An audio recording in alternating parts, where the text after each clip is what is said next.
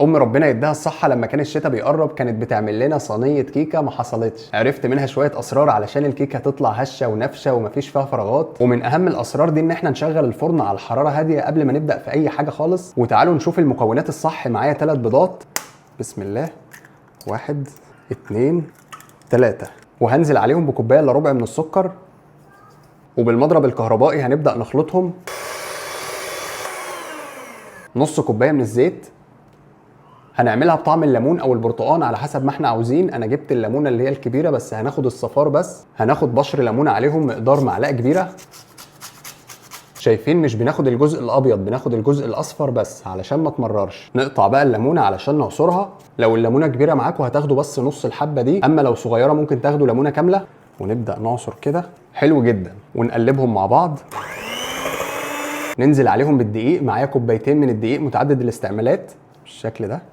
انا مش هحتاج لفانيليا هنا علشان زفاره البيض لان الليمون اصلا هيغني عن الموضوع ده. اما السر اللي هيخلي الكيك نافش ومفيش فيه فراغات هو الكيك شيف من دريم. هنزل بالباكو ده كامل وهيغنيني عن البيكنج باودر خالص. بسم الله، زي ما انتم شايفين مهم جدا، وده لان كيك شيف تخصص كيك. نقلبهم الاول بالمضرب قبل ما نشغله بالشكل ده.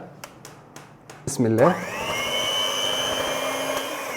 كده خليط كيك الليمون جاهز معانا. شايفين القوام بتاعه حلو جدا. هاتوا الصينيه بتاعتكم اللي مقاس 30 وعلى طول هنبدا ندهنها بالزبده. ولو حابه الصينيه مقاس 26 او 28 هتنفع معاكي كمان. الزبده برده هتديلنا طعم جميل قوي. ما نكترش زبده، مجرد ان احنا بنمسح الصينيه من كل حته. وهرش في الصينيه كده شويه دقيق.